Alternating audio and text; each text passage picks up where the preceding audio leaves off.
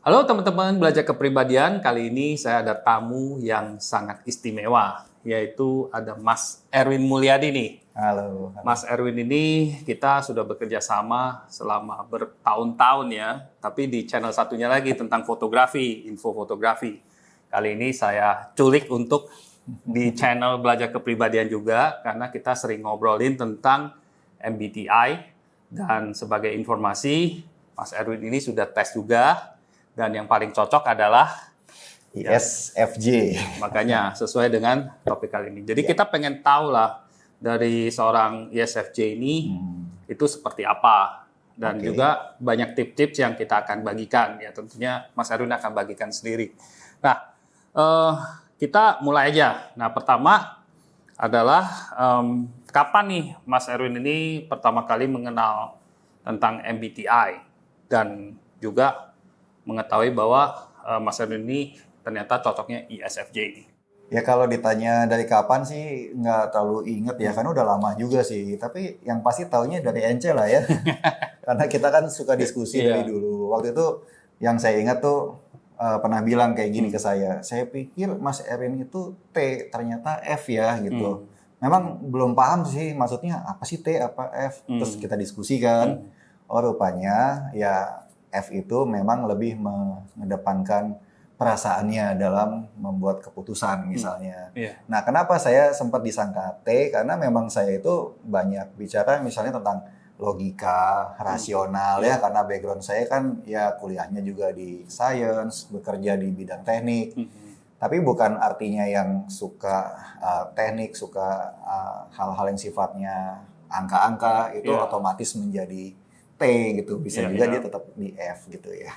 Betul-betul. F itu lebih pentingin tentang etik sih. Jadi kayak hubungan manusia itu lebih didahulukan daripada hal-hal yang material misalnya, atau hal-hal yang gak berhubungan dengan manusia gitu lah. Itu perbedaan utamanya yang sering orang salah paham juga gitu ya. Dan pastinya F kan singkatnya feeling, jadi lebih sensitif terhadap kebutuhan orang lain, sosial masyarakat, lebih in tune lah terhadap Iya. norma, value, sesuatu yang bukan, kita sering bilang sesuatu yang bukan kuantitatif, Mas Erwin. Kalau Betul yang T sekali. itu kan kuantitatif ya, kayak matematika atau kayak gitu-gitu sih. Betul sekali. Iya, jadi ternyata cocok. Jadi bisa ceritain lebih detail nggak? Kayak misalnya ISFJ itu menurut Mas Erwin itu apa sih super power-nya gitu? apa yang menonjol, apa yang Mas Erwin merasakan waktu menjadi ISFJ? Karena saya kan bukan ISFJ, jadi saya nggak bisa ceritain. Jadi Mas Erwin sendiri apa yang dominan gitu dalam pemikiran, Iya. fokusnya? Ya ini secara kombinasi kalau empat-empatnya dipadukan ya, jadi ada introverted di situ, Iya, ada iya. sensingnya, Iya, betul. ada feeling dan ada judging. Iya. Ya empat-empatnya itu membentuk sebuah kepribadian yang spesifik Unik, ya, iya. yang ya mungkin sekian persen orang di dunia ini juga ISFJ gitu kan. Iya. Mungkin 15%-an lah gitu, Iya. cukup banyak sebetulnya. Iya. Ya yang pasti saya merasakan sebagai seorang introvert, ya introvert itu kan seperti itu ya, mereka memang butuh persiapan, butuh untuk bisa menghadapi banyak orang itu memang harus tidak bisa tiba-tiba gitu kayak orang extrovert yang wah malah semakin bersemangat gitu. Tapi yang saya syukuri juga waktu di saat harus bersosial dengan orang nggak masalah juga kok gitu. Cuman bedanya energinya lebih cepat habis aja gitu ya. Nah dari S-nya, sensingnya ini ya akhirnya ini yang membuat saya tuh condongnya memang lebih ke ketelitian ya, lebih ke misalnya memiliki pengamatan yang lebih kuat. Sensori saya tuh lebih saya kedepankan lah dibanding mungkin intuitionnya gitu. Iya. Sampai kadang-kadang kalau ada salah-salah ketik kan saya yang nemuin tuh ya. Ini Iya. salah ketik nih, typo nih gitu. Iya. Karena itu nggak ada effort, itu tiba-tiba aja gitu Iya. karena S gitu kan. Bukan dicari-cari ya. Nggak udah mencari-cari gitu. Memang mungkin agak susah juga jadi S, kadang-kadang lihat ada yang nggak beres dikit langsung kelihatan Iya, gitu kan. iya. Ini bingkai miring dikit, wah miring nih. Kayak gitu ya. Iya. Nah, kalau F-nya ini memang bagi saya ini ada plus minusnya. Kadang-kadang F ini membuat saya bisa ikut berempati, bisa merasakan apa yang orang rasakan. Tadi bener tuh ada value, ada hubungan sesama manusia tuh. F itu punya kehangatan lah. Iya. Tapi memang kadang-kadang membuat ada semacam kontradiksi, misalnya harus bikin keputusan nih. Dan keputusan kan biasanya pakai thinking ya, pakai logic ya. Tapi kadang-kadang ada, aduh nggak enak nih gitu kan. Iya. Atau aduh nanti gimana ya kalau orangnya ini tersinggung atau hal-hal kayak gitu. Iya. Nah J-nya ya bagi saya membuat saya tuh kayak orang yang organize lah, organize, teratur, ikuti jadwal gitu ya. Mungkin kalau ada apa-apa saya catat di agenda gitu. Iya. Kadang-kadang J ini kalau kita belum memahami ya, orang menyangkai kita tuh kaku gitu. Padahal sebenarnya ya tergantung orangnya juga sih. J yang fleksibel mungkin ada juga lah banyak ya. Iya. Gitu. Menarik sekali. Jadi dari situ kelihatan. Kalau saya melihatnya Mas Erwin itu yang sensingnya itu yang paling sangat kelihatan ya, dominan sekali ya. Kalau kita lihat langsung bisa tahu apa yang perlu diperbaiki, ada yang kurang di sini langsung bisa. Itu kelebihannya saya pikir. Dan J-nya itu ya SJ itu mantapnya yaitu struktur, ya terorganisasi, terus bikin sesuatu selalu ada prosedurnya. Jadi kita tuh jarang ada yang miss gitu ya. Ya jadi lebih aman lah kalau ada yang ISFJ di tim ya seperti itu ya. Oke. Nah, terus kita lanjut nih, ada pertanyaan ya dari saya ini, apa sih aktivitas-aktivitas yang menurut Mas Erwin tuh Mas Erwin senang ya sebagai hobi atau lagi nggak kerja itu yang di-enjoy, yang ISFJ itu enjoy-nya apa biasanya mungkin? Aktivitas yang biasanya kalau banyak me time ya. Iya. Mungkin sebagai introvert. Sebagai introvertnya ya, misalnya dengerin musik atau main musik sendiri gitu pakai headphone. Kadang-kadang itu charging lebih banyak buat energi kita gitu kan. Ya, ya itu salah satu yang biasanya khas banget dari seorang introvert kan. Iya. Nah kalau misalnya aktivitas yang lain, misalnya kan kita juga sama-sama penghobi foto nih. Iya. Tapi kan gaya kita beda ya. Sebagai orang yang S gitu, saya kalau foto tuh suka yang rapi, yang terlihat dengan indah dan tertata gitu. Jadi kayak tempat-tempat yang udah rapi kayak di urban, di kota yang modern tuh saya suka gitu. Kan kita kebalikan ya, kalau tempat yang berantakan Ence lebih seneng gitu kan. Karena N misalnya kayak gitu. Iya begitu. Iya betul. Jadi detail yang ditangkap tuh detail keteraturan organisasi itu yang sesuatu yang disukai realis. Jadi fotonya tuh realis, seperti kita melihat langsung di tempatnya gitu. Iya. Ya makanya saya kita sering hunting, saya bilang banyak yang Mas Erwin tertarik foto, saya enggak. Pas saya tertarik foto, Mas Erwin tanya, saya foto apa yang difoto ini keadaannya berantakan gitu ya. Jadi itu jadi kebalikan. Dan saya bilang mungkin seorang ISFJ ini atau yang sensingnya kuat itu untuk foto detail, mendokumentasikan gitu ya, mendokumentasikan sesuatu yang realis itu. Terus kemudian saya juga ingat sekali Mas Erwin foto itu sebagai dokumentasi yang supaya mengingat kembali ke memori masa lalu ya. Jadi memori itu mungkin sebagai ISFJ itu sesuatu yang penting juga ya untuk di archive, sesuatu yang perlu diarsip dengan baik. Sehingga pernah lihat foto, maksudnya suka atau waktu lihat foto-foto lama itu bisa terpancing memorinya atau gimana? Sebenarnya bukan memori sebagai kenangan ya, tapi sebagai informasi gitu. Misalnya nih hal-hal kayak dulu tuh tempat ini seperti apa sih, kita lihat fotonya. Oh iya ternyata dulu bendanya kayak gini, pohonnya kayak gini misal. Atau saya pernah sampai di rumah itu pernah masang pipa, saya lupa pipa itu di sebelah mana gitu. Pas lihat foto yang lama, oh ternyata di sebelah sini. Jadi nggak semua kan bisa kita ingat dengan sangat detail. Nah foto itu menyimpan arsip itu termasuk tanggalnya, kapan diambil, sehingga kita bisa dengan spesifik. Ya itulah kira-kira dokumentasi style. Itu sesuatu yang mungkin sepele, tapi saya perhatiin dari introverted sensing, ini sesuatu yang sangat berguna sih. Di keadaan tertentu, nggak setiap keadaan, tapi waktu perlu you will never bisa diambil gitu. Oke, terus lanjutnya ini nih.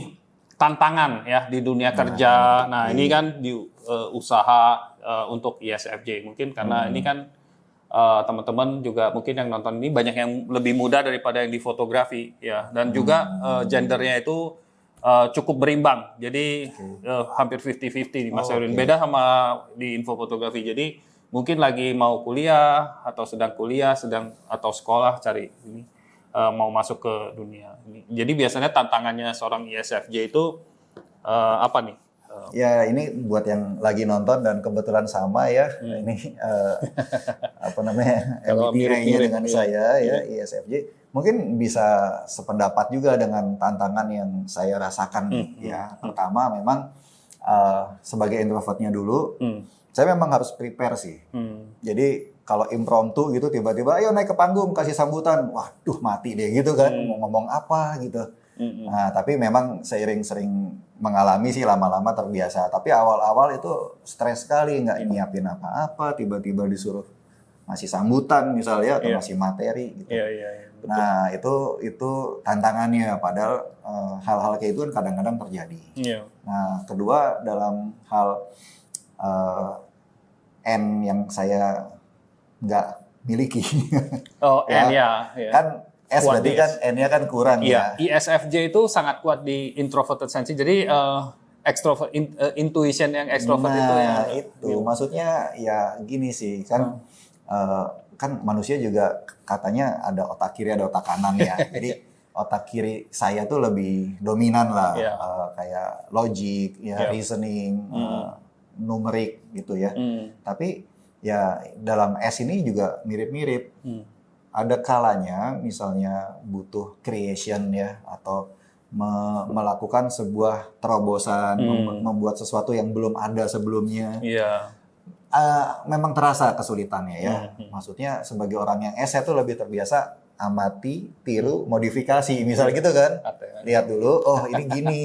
Bisa nggak? Kan niru itu nggak selalu salah ya. Iya, nggak salah. Kadang-kadang juga. Referensi orang bilang. Betul, orang kadang mentabukan meniru. Yang nggak boleh kan kita mengambil punya orang, kita klaim. Klaim ya betul. Kita bisa recreate. Ya, Tapi saya juga berharap nggak harus selalu begitu. Pinginnya tuh dari kanvas yang kosong bisa muncul sebuah ide. Tapi apa memang orang yang S itu memang kurangnya di sana ya? Nanti kan teman-teman yang sama nih bisa saling komen aja deh, ya. sama nggak kayak Apakah gitu bener ya? nggak gitu atau kalian bisa Ya. mengembangkan intuition kalian. Tapi yang Mas Erwin merasa dari dulu itu memang mungkin karena di istilah spektrum sensingnya itu kan ada, kita kan bilang ini kan kecenderungan. Jadi kecenderungan Mas Erwin itu udah Iya. sensingnya tuh 90% gitu ya. Karena Jadi MBTI nggak bisa dengan nggak bisa tepat 100%. menggambarkan personality manusia, Iya. kan? Hanya secara generalis aja.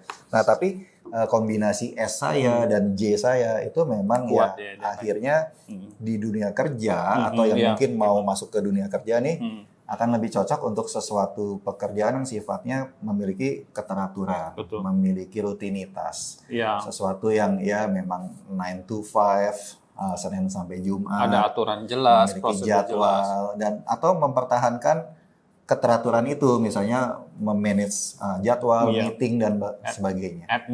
Admin mungkin ya, administrator. kayak gitu. Ya. Jadi memang itu kalau zaman sekarang kalau kita lihat Gen Z itu memang 9 to 5 menjadi tidak populer, tapi untuk tipe ISFJ yang notabene salah satu yang mayoritas nih Mas Erwin dibanding dengan tipe-tipe yang lain, termasuk banyak lah kalau dibanding yang tipe N misalnya.